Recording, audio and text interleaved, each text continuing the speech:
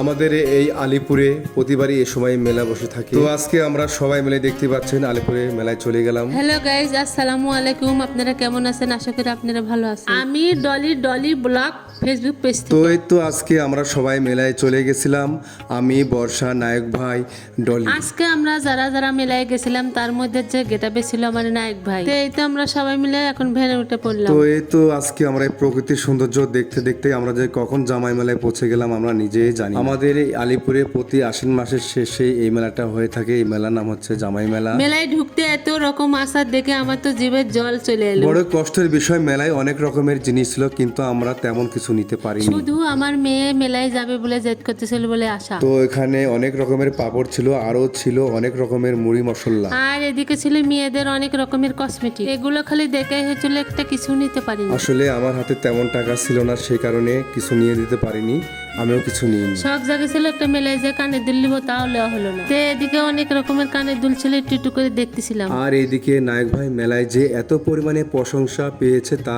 বলে বোঝাতে পারবো না। আর দেখতে পাচ্ছেন এদিকে নায়ক ভাইয়ের ফলোয়ার নায়ক ভাইয়ের সাথে সেই কথা বলছে। আর দেখতে পাচ্ছেন নায়ক ভাই অনেক মুডে আছে, আরো বেশি বেশি মুডে থাকার জন্য ভাব নিচ্ছে। তো এখানে এসে দেখে অনেক হাঁড়ি পাতিল, চামচ, অনেক রকম জিনিসপাতি দেখে নিতে ইচ্ছা করতেছিল। মেলায় যেহেতু অনেক রকমের রাইড ছিল, এদিকে আমার মেয়ে নাগরদোলা তোড়ার জন্য জেদ করছিল। প্রতিটা রাইটেরই টিকিট ছিল 30 টাকা। তো এখানে আমার মেয়ে ঈশিতা আর বর্ষা অনেক জেদ করছিল নাগরদোলায় উঠবে। তো তাদেরকে কি আর না তুলে দিয়ে থাকতে পারি? আমিও তাদেরকে বললাম নাগরদোলাতে উঠতে, তারা অনেক খুশি হয়েছে। আর এদিকে আমার কাছে আরো মনে হচ্ছিল এই জামাই মেলায় আরো আগে আমি কেন আসিনি। সত্যি এবারকার জামার মেলা এত সুন্দর হবে আমি আগে ভাবিনি। এই নাগরদোলায় ছোটবেলায় আমি অনেক ওঠার চেষ্টা করেছিলাম, কিন্তু সে সময় তো আমার কাছে টাকা ছিল না।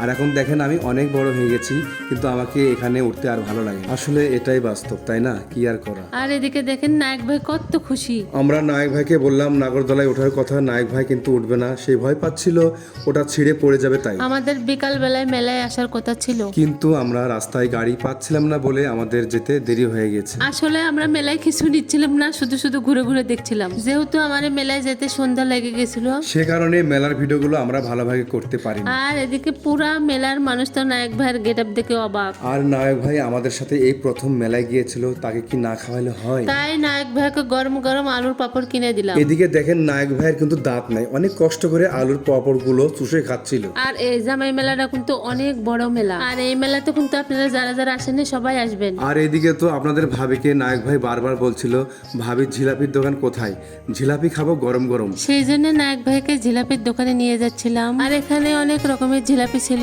যেমন খেজুর গুড়ের জিলাপি, চিনির জিলাপি। এখানে অনেক রকমের জিলাপি ছিল, কিন্তু আমাদের কাছে চিনির জিলাপিটা অনেক ভালো লাগে, সেই কারণে আমরা চিনির জিলাপিটা নিয়েছিলাম। আর এদিকে দেখেন নায়ক ভাই গরম গরম জিলাপি পেয়ে কত খুশি। সত্যি কথা বলতে কি জানেন, আমি কিন্তু মেলায় আসি বারবার শুধু এই গরম গরম জিলাপি খাওয়ার জন্য। আর এইদিকে দেখেন আমি গরম গরম জিলাপি খাইতে শুরু করে দিয়েছি। নায়ক ভাইয়ের গেটাবে যেহেতু তার চশমা, তার জন্য তাকে আমরা শখ করে একটা চশমা কিনে দিলাম। আর এইদিকে দেখেন আপনাদের ভাবি নায়ক ভাইকে চশমা পরাই দিচ্ছে, নায়ক ভাইয়ের গেটাবে চেঞ্জ হয়ে গেল। আর এই চশমা পরে নায়ক ভাইকে কেমন লাগছে অবশ্যই আপনারা কমেন্ট করে জানাবেন। আর এইদিকে নায়ক ভাই শখ করে তার একটা শখের বাসি কিনলো। আজকের এই জামাই মেলার ভিডিওটা কেমন লাগলো আপনাদের কাছে অবশ্যই কমেন্টে বলে যাবেন। আর আজকের মতো এখানে বিদায় নিচ্ছি। সবাই ভালো থাকবেন, সুস্থ থাকবেন, আল্লাহ হাফেজ।